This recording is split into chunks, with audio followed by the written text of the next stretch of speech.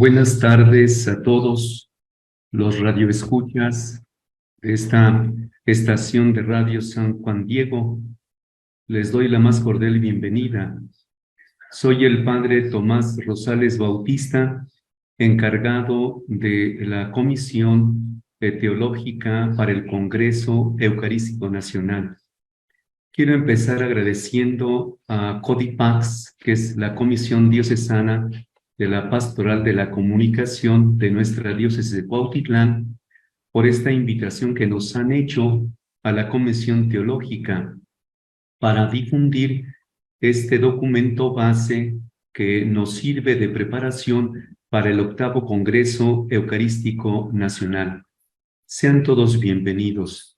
Les invito para que iniciemos con la oración que ya se está difundiendo de este Congreso Eucarístico. Señor Jesús, que estás en medio de nosotros, presente y vivo en el sacramento del altar, con gozo y gratitud nos disponemos a celebrar el 8º Congreso Nacional de Fe, de Amor y de Eucaristía, abierto a todos los fieles de nuestra patria, para adorarte y reafirmarnos en nuestro camino de evangelio.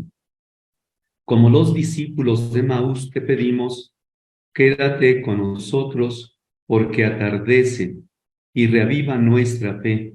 Contigo todo será distinto en nuestras personas, en nuestros hogares, en nuestra sociedad. Queremos caminar con San Juan Diego, hijo de nuestra tierra, guía de nuestros pasos, que vivió junto a la Virgen y junto al Sagrario, atendiendo a las necesidades de sus hermanos.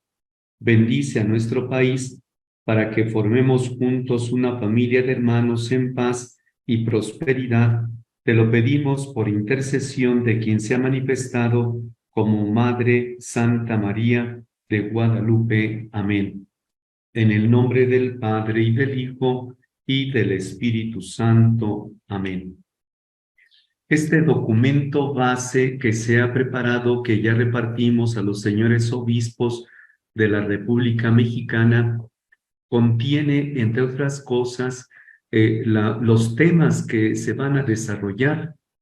En la carátula a la que ustedes están viendo, pues tiene el lema, el tema, quédate con nosotros, que está tomado del capítulo 24 de San Lucas, y abajo tiene el lema, Jesús Eucaristía, quédate y camina con nosotros, con San Juan Diego como guía.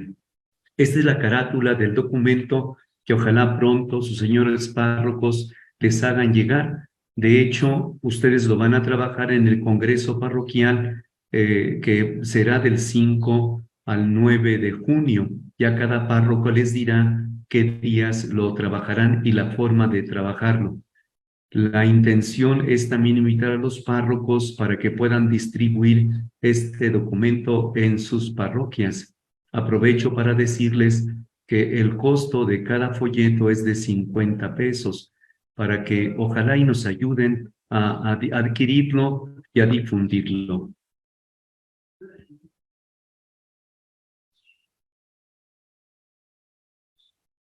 La temática que vamos a desarrollar y que tiene este documento, ya no me detengo mucho porque ya expuse en una primera sesión todo el contenido del documento. Solo ahora quiero recordarles cuáles son los temas. La temática entonces está basada en el texto de San Lucas. Permítanme una vez más recordarlo, proclamándolo. Aquel mismo día iban dos de ellos a un pueblo llamado Emaús, que dista 60 estadios de Jerusalén, y conversaban entre sí sobre todo lo que había pasado. Mientras conversaban y discutían, el mismo Jesús se acercó a ellos y se puso a caminar a su lado, pero sus ojos estaban como incapacitados para reconocerle. Él les preguntó, ¿de qué van discutiendo por el camino? Ellos se pararon con aire entristecido. Uno de ellos, llamado Cleofás, le respondió: ¿Eres tú el único residente en Jerusalén que no se ha enterado de lo que ha pasado allí estos días? Él les dijo: ¿qué ha ocurrido? Ellos le contestaron: lo de Jesús el Nazareno, un profeta poderoso en obras y palabras a los ojos de Dios y de todo el pueblo. Cómo nuestros sumos sacerdotes y magistrados lo condenaron a muerte y lo crucificaron. Nosotros esperábamos que iba a ser él quien liberaría a Israel, pero con todas estas cosas llevamos ya 3 días desde que esto pasó.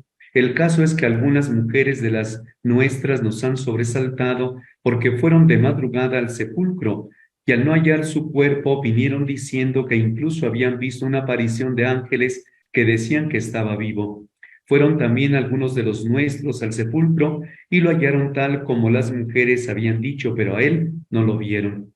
Él les dijo: qué pocos perspicaces sois y qué mente más tarda tenéis para creer todo lo que dijeron los profetas. ¿No era necesario que el Cristo padeciera eso para entrar así en la gloria? Y empezando por Moisés y continuando por todos los profetas, les fue explicando lo que decían de él todas las escrituras. Al acercarse al pueblo donde iban, él hizo ademán de seguir adelante, pero ellos le rogaron insistentemente: quédate con nosotros, porque atardece y el día ya ha declinado. Entró pues y se quedó con ellos. Sentado a la mesa con ellos, tomó el pan, pronunció la bendición, lo partió y se lo iba dando. Entonces se les abrieron los ojos y lo reconocieron, pero él desapareció de su vista. Se dijeron unos a otros: ¿no ardía nuestro corazón en nuestro interior cuando nos hablaba en el camino y nos iba explicando las Escrituras?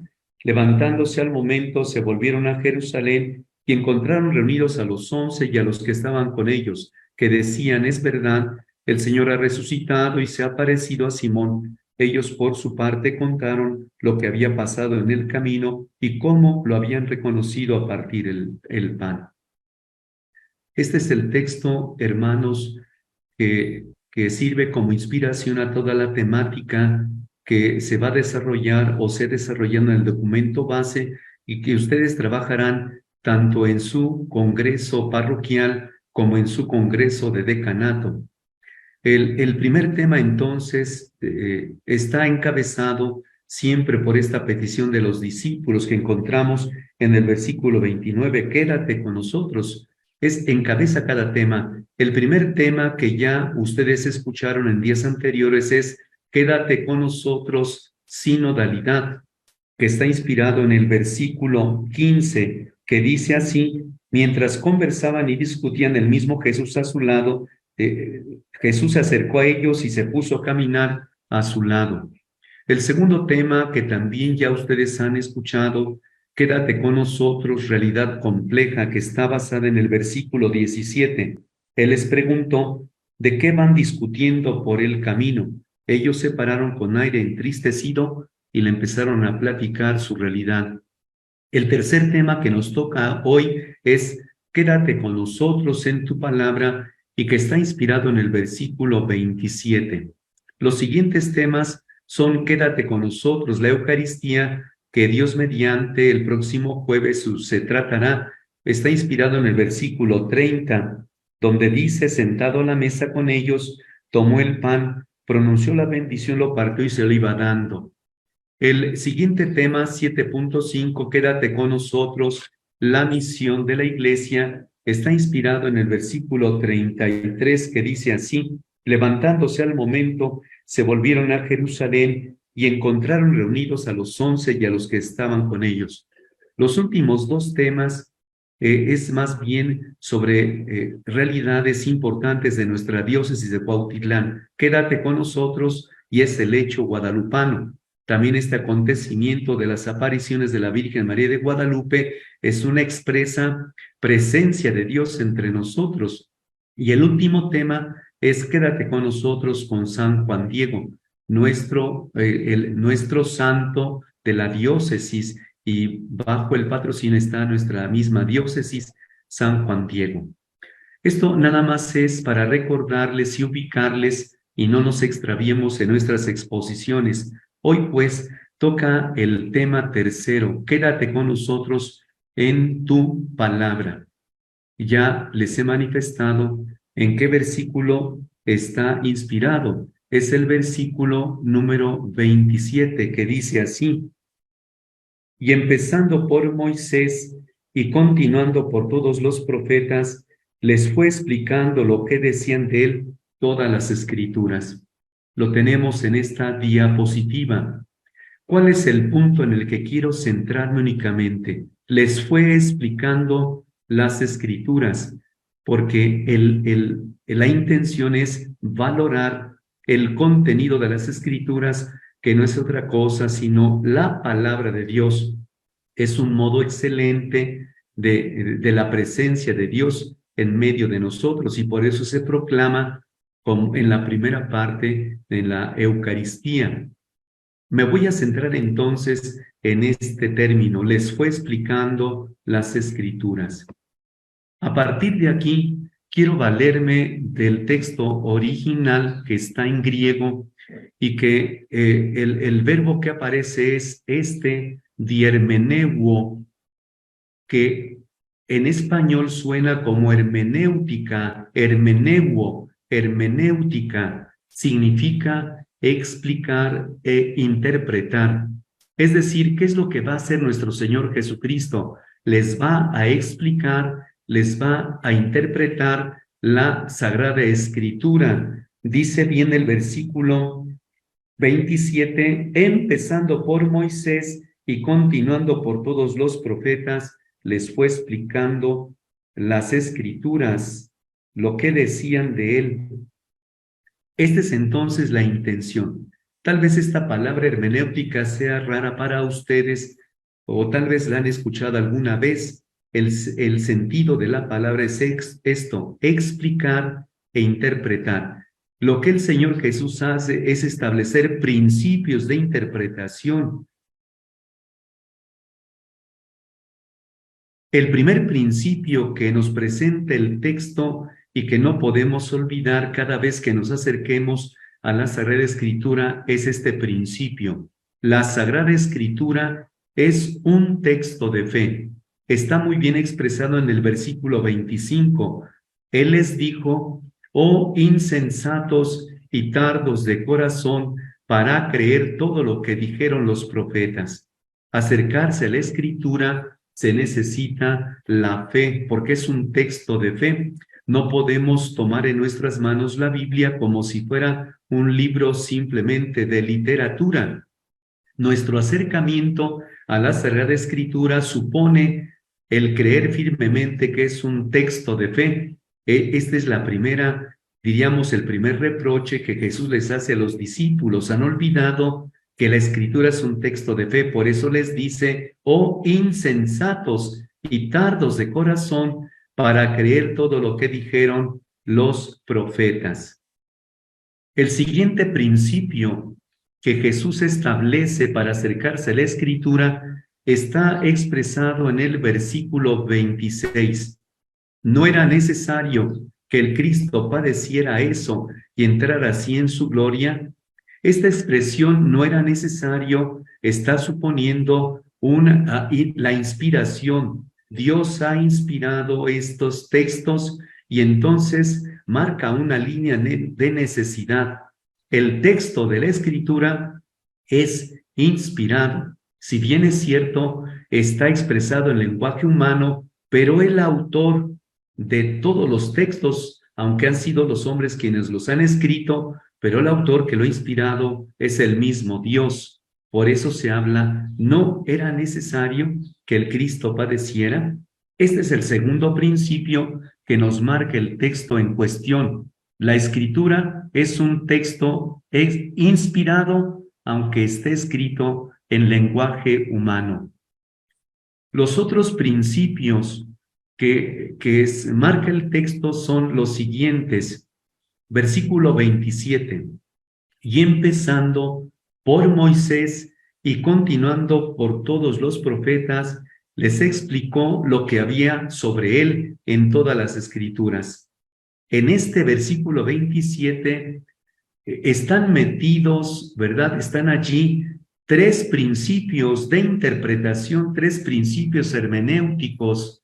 El primero de ellos es el texto de la Escritura conserva unidad. Por eso dice muy bien, empezando por Moisés, continuando por todos los profetas.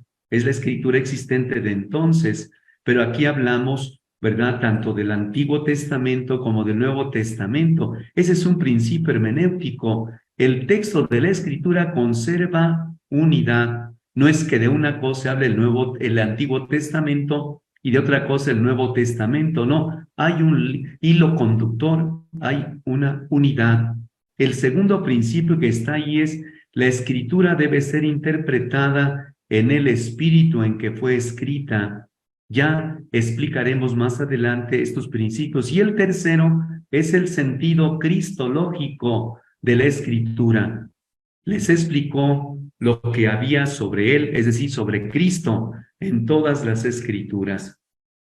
Me permito entonces volver para recordar los diferentes principios, para que lo tengan en cuenta. Al acercarnos a la Escritura, debemos tener en cuenta estos principios. La Sagrada Escritura es un texto de fe.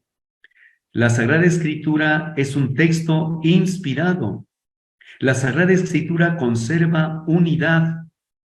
La Sagrada Escritura debe ser interpretada en el espíritu en que fue escrita. La Sagrada Escritura tiene un sentido cristológico.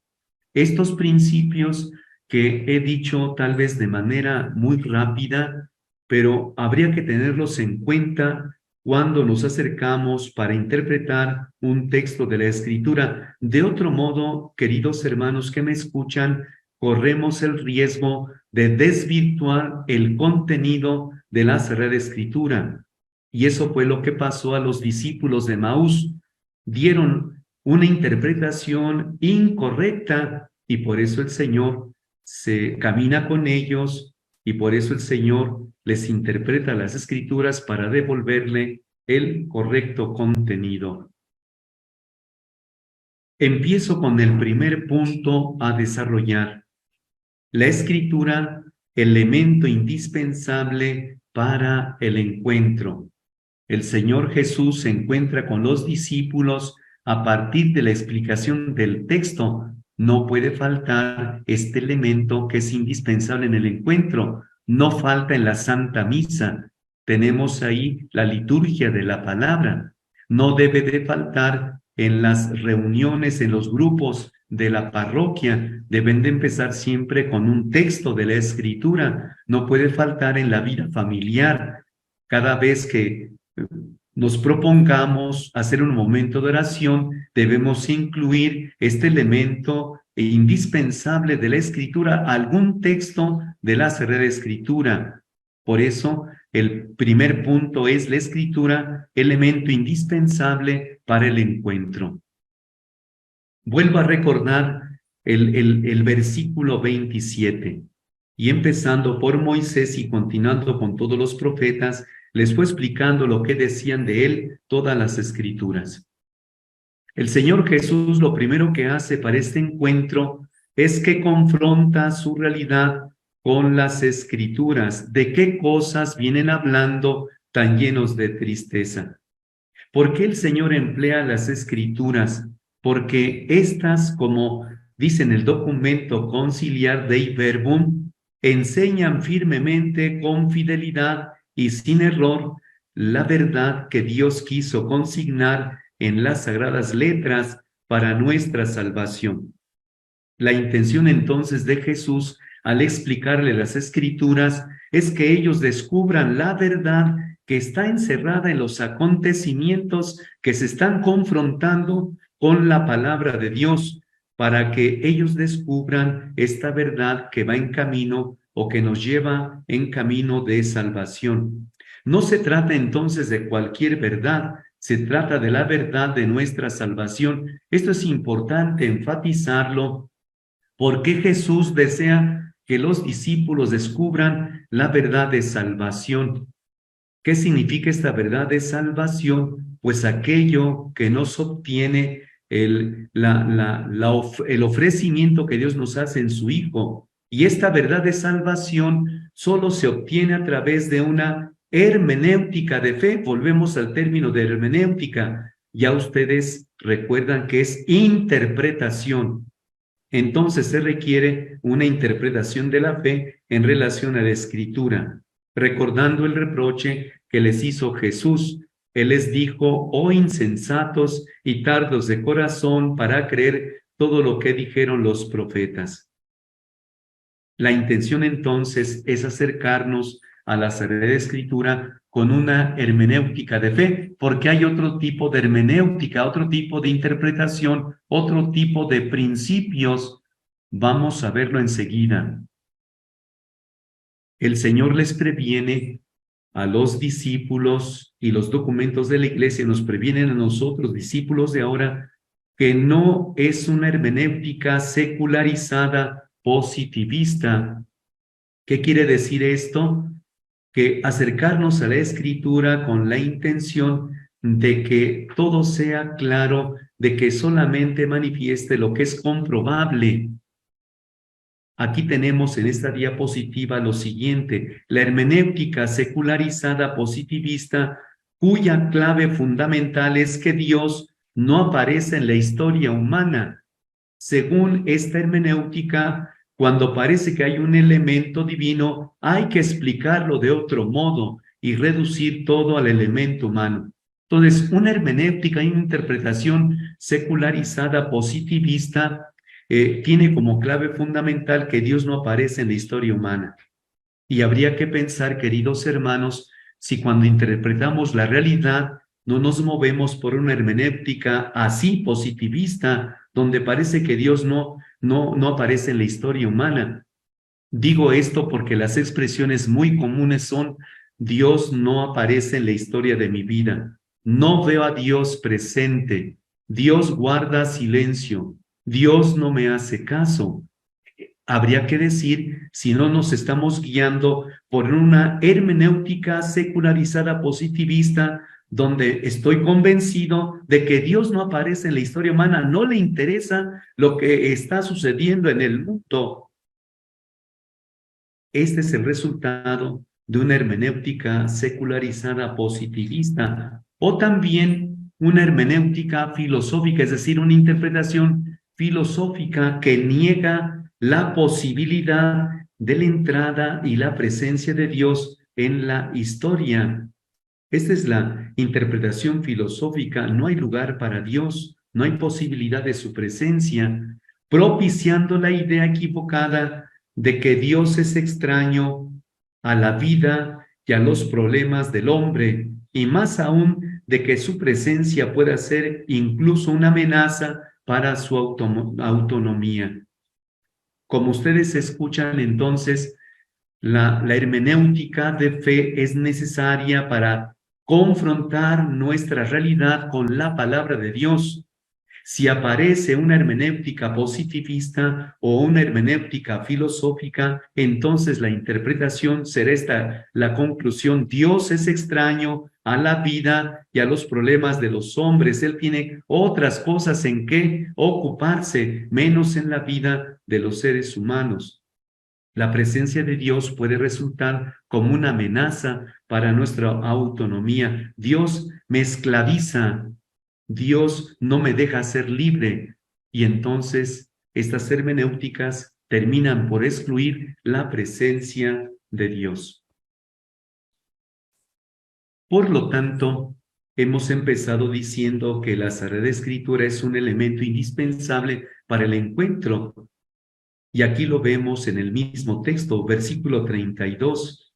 Una vez que Jesús se desaparece después de darles el pan, dice el versículo 32, se dijeron uno a otro: ¿no estaba ardiendo nuestro corazón dentro de nosotros cuando nos hablaba en el camino, nos explicaba las Escrituras? Es decir, ellos mismos caen en la cuenta de que el Señor Jesús los fue preparando en este encuentro, en primer lugar, con la explicación de la palabra de Dios, y ya después con la Eucaristía, que será tema del próximo jueves, Dios mediante. ¿Cuál es entonces la invitación que el Señor les hace a los discípulos y que los documentos de la Iglesia nos hacen a nosotros. La invitación es a hacer cualquier esfuerzo para mostrar la palabra de Dios como una apertura a los propios problemas, una respuesta a nuestras interrogantes, un ensanchamiento de los propios valores y a la vez como una satisfacción de las propias aspiraciones. Esto está en el documento Verbum Domini número 23 del Papa de Feliz Memoria Benedicto XVI. Se trata entonces de confrontar nuestra realidad siempre con la palabra de Dios, abriéndonos a ella, confrontando nuestros problemas con ella, encontrando respuesta a nuestras interrogantes. El documento de los obispos, que ustedes también seguramente ya van escuchando, y que se dice PGP, que es el Plan Global de Pastoral para toda la República Mexicana, es un documento de los obispos.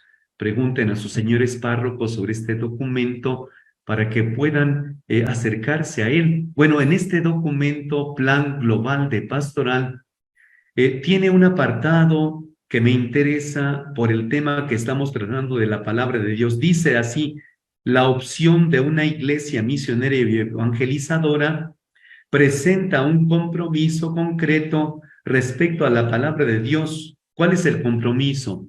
Promover en todas las comunidades una vida más profunda de oración y el impulso a la práctica de la lección divina.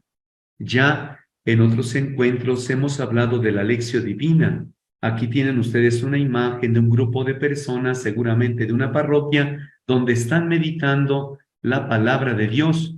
La lección divina entonces es una práctica muy antigua que la Iglesia va recuperando para meditar la palabra de Dios, y el PGP lo recuerda como un compromiso actual: promover en todas las comunidades una vida más profunda de oración y el impulso a la práctica de la lección divina. Ya en otro momento, en otro encuentro, se centrará de manera particular en esta lección divina. El punto número 2 es el siguiente: la interpretación de la Escritura en el Espíritu. Entiéndase en el Espíritu que fue escrita, o entiéndase también en el Espíritu Santo, que es quien la ha inspirado. Cualquiera de las dos interpretaciones es correcta. Debe de ser entonces interpretada la Escritura en el Espíritu. ¿Qué significa esto? Significa que la adecuada lectura e interpretación de la Escritura se hace necesaria con el mismo espíritu con que se escribió, para sacar el sentido exacto de los textos sagrados. Este es un texto de la Dei Verbum número 12. ¿Qué entendemos por sentido? Porque dice para sacar el sentido exacto, pero entonces, ¿qué entendemos por sentido? Es la orientación del significado de un texto. Es decir, cuando ustedes, por ejemplo, dicen, ¿cuál es el sentido de este texto? Lo que están diciendo es, ¿cuál es la orientación del significado de este texto que estoy leyendo, o de este texto que se ha proclamado en la misa? Yo les invito aquí, a propósito de lo que estoy diciendo, si ustedes tienen su catecismo de la Iglesia Católica, todo este tema que estoy presentando, ustedes lo pueden leer, meditar a partir del número 109 del Catecismo de la Iglesia Católica. El Espíritu Santo, intérprete de la Escritura. Allí ustedes encontrarán todo este contenido. Los remito a partir del número 109 en adelante del Nuevo Catecismo de la Iglesia Católica. Vuelvo al tema del sentido, porque esta es la intención cuando se trata de leer en el Espíritu que fue escrita, es encontrar el sentido auténtico, exacto del texto que estoy leyendo. Desde muy antiguo, se nos ha recordado los diferentes sentidos, aunque no es el tema, pero solo lo digo señalándolos. Existe el sentido literal, que enseña los hechos, que enseña los acontecimientos. Entonces, cuando ustedes leen un texto, lo primero que se encuentran es qué acontecimiento está narrando aquí, ¿no? Es el acontecimiento de la creación, es el acontecimiento de la salida de Egipto, es el acontecimiento de la muerte de tal o cual profeta, es el acontecimiento del nacimiento de Cristo, es decir, ese es el sentido literal, enseña los hechos mismos. No confundirlo, hermanos, lo digo de pasada, no confundirlo con el sentido literalista que utilizan los fundamentalistas de la escritura. Ese sentido literalista, no, aquí hablamos del sentido literal, el hecho mismo que está narrando la Sagrada Escritura. No confundirlo entonces con el sentido literalista o sentido fundamentalista, que es otro asunto diverso. Tenemos el sentido alegórico, lo que se debe creer. Por ejemplo, el paso del Mar Rojo después es interpretado de modo alegórico como el sentido del bautismo, que nos hace pasar de la muerte del pecado a la vida nueva en Cristo. Ese es el sentido alegórico que utilizaron mucho los santos padres. El sentido moral, lo que se debe de hacer. Cada texto nos invita a hacer algo en nuestra vida, es decir, tiene un indicativo moral. Sentido anagógico, que es otro término de escatológico, es decir, a lo que debemos tender. ¿A qué nos invita a tender este texto? Al final es a la salvación. Escatón es la salvación que Cristo nos ofrece. Entonces, este es los diferentes sentidos que tiene la Sagrada Escritura y que ustedes encontrarán en lo que ya les he invitado a leer en el Catecismo de la Iglesia Católica a partir del número 109. Aquí encuentran todo esto. Sepan ustedes entonces, o si ya lo saben, recuérdenlo, que estos son los sentidos que tiene la Escritura: el sentido literal, el sentido alegórico, el sentido moral, el sentido anagógico, y cada uno de estos sentidos tiene una finalidad muy especial. Continuamos. Vuelvo al tema de leer la Sagrada Escritura en el espíritu en que está escrita, porque lo primero que nos sugiere es contenido y unidad de la Escritura. A pesar del largo y complejo proceso de la composición de la Escritura y de la diversidad de autores y perspectivas que en ella se encuentran, no puede dudarse que todos ellos se encuentran inmersos en una tradición cultural religiosa con muchos puntos en común, porque existe una unidad superior que es el espíritu. Es decir, a pesar de que la composición de la Sagrada Escritura ha llevado no pocos años, sino muchos años, porque ha sido un largo y complejo proceso. Hablamos de cientos de años. Y sin embargo, a pesar de que ha sido un largo y complejo proceso, siempre existe una unidad en todos los textos. A pesar de que hay diversidad de autores que existieron a lo largo de estos miles de años, sin embargo, hablan de temas comunes. A pesar de que han tenido diferentes perspectivas, sin embargo, el asunto, los puntos son muy comunes, porque quien va guiando todo el trabajo es el Espíritu de Dios. Va guiando este proceso de composición, va guiando esta diversidad de autores y va guiando las diferentes perspectivas. A esto nos referimos, y por eso la imagen que he puesto aquí es como de un chip, ¿verdad? A donde llegan todas las conexiones. El chip es el contenido y unidad de la escritura. Aunque hayan pasado muchos años de formación, aunque hayan sido diversos autores, pero en todo ello se contiene la unidad de la escritura. ¿Cómo se explica esto? Porque existe una unidad superior que es el Espíritu de Dios que ha inspirado el texto. Entonces, leer la Escritura en el Espíritu es tener en cuenta esta unidad de la Escritura. Segundo, la tradición viva de toda la Iglesia es tener en cuenta qué se entiende por tradición viva. Aquella que deriva de los apóstoles, pero como los apóstoles murieron, pues dejaron a sus sucesores. Por lo tanto, la tradición viva es la que deriva de los apóstoles, progresa en la Iglesia con la asistencia del Espíritu Santo, puesto que se va creciendo en la comprensión de las cosas y las palabras transmitidas, ya por la contemplación y el estudio de los creyentes que la meditan en su corazón, ya por el anuncio de aquellos que con la sucesión del episcopado recibieron el carisma cierto de la verdad. Todo esto lo encontramos en la Verbum Domini número 8.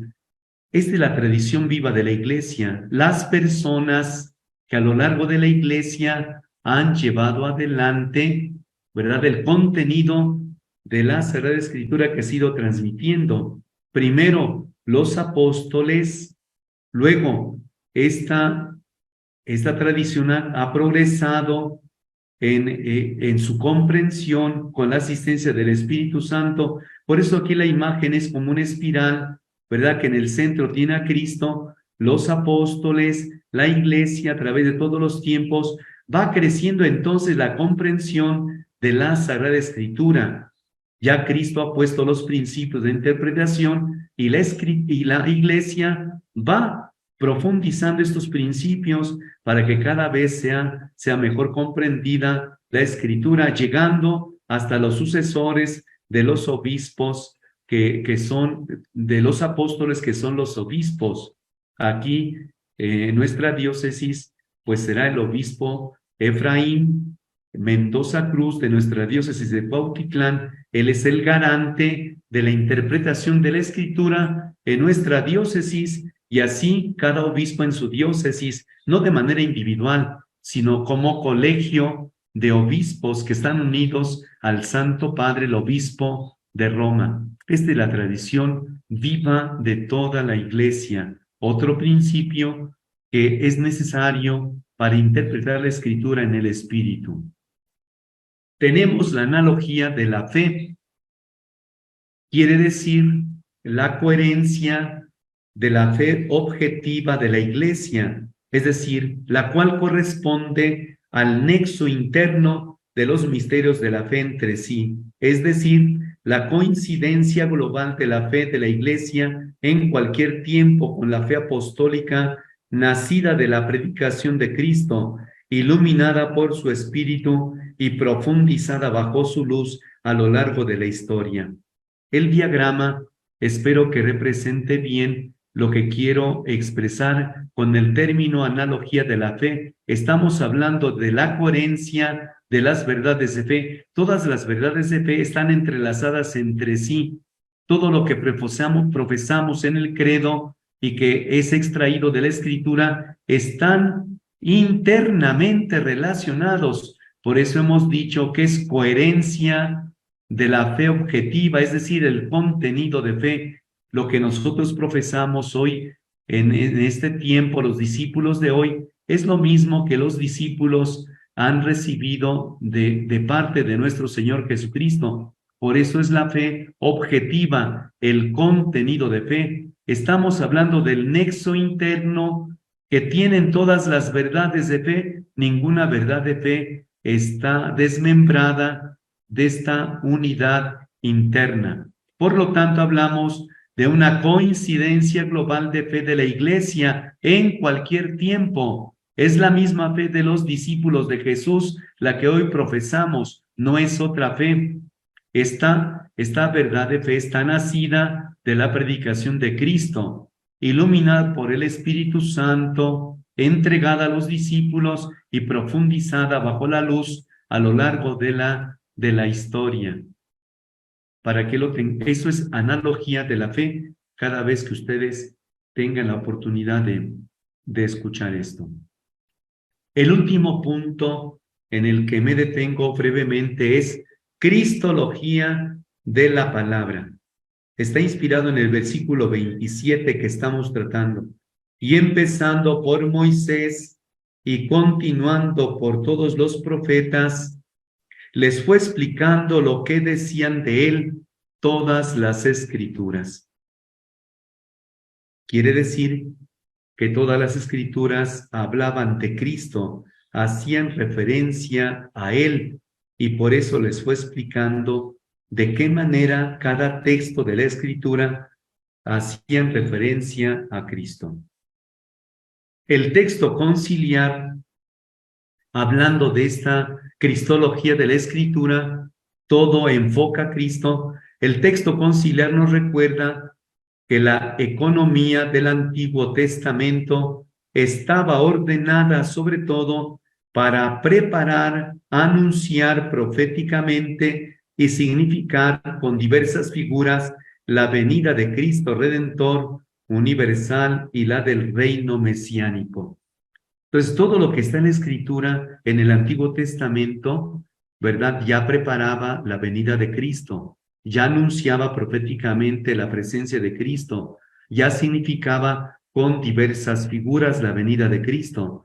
Por eso, ahora Cristo se habla del nuevo Moisés, recordando, ¿verdad? La figura de Moisés. O se habla de Cristo, el nuevo Isaac, recordando el sacrificio de Abraham con su hijo Isaac. Entonces, todas las figuras del Antiguo Testamento apuntan a Cristo Redentor universal y del reino mesiánico. Así lo dice el documento de Iberbun número 15. Por lo tanto, la misión de Jesús se cumple finalmente en el misterio pascual. Esto lo entendemos porque estamos allá culminando la Pascua. Estos 50 días que celebramos la resurrección de Cristo, misterio pascual, el paso de la muerte a la vida nueva de la resurrección. Pero esto solo se deduce a través del recorrido por toda la Escritura. Si nos quedamos en un texto, hermanos, obtendremos muy poco. Si relacionamos un texto con otro, entonces nuestra visión se va abriendo. Y esto fue lo que Jesús hizo. Empezando, dice el versículo 27, empezando por Moisés y continuando con los profetas, les fue explicando lo que decían de él todas las escrituras. Es necesario este recorrido porque si no, entonces tenemos el peligro de lo que a veces sucede, con todo respeto, con los hermanos separados, los hermanos protestantes. Sacamos un texto de su contexto y le hacemos decir lo que no dice. No. El Señor Jesús hace un recorrido por toda la Escritura para darles a entender que todas apuntaban hacia Él. Y empezando por Moisés y continuando con los profetas, les fue explicando lo que decían de él todas las escrituras. Hermanos, pues espero haber logrado el objetivo de haber explicado bien este tema número 3, que es quédate con nosotros en la Sagrada Escritura, en tu palabra. Ustedes pueden leer todo esto que he explicado en el documento base, que, como he dicho una y otra vez, ya pronto tendrán en sus manos a través de los señores párrocos. Agradezco su atención y el próximo jueves les invitamos para el siguiente tema, que es quédate con nosotros en la Eucaristía. Gracias a todos ustedes por su atención. Que el Señor los bendiga. Te damos gracias, Señor, por los beneficios que nos has concedido a ti, que vives y reinas por los siglos de los siglos. Amén. En el nombre del Padre, y del Hijo, y del Espíritu Santo. Amén. Jesús, Eucaristía, quédate y camina con nosotros con San Juan Diego como guía. Hasta la próxima, queridos hermanos. Gracias por su atención.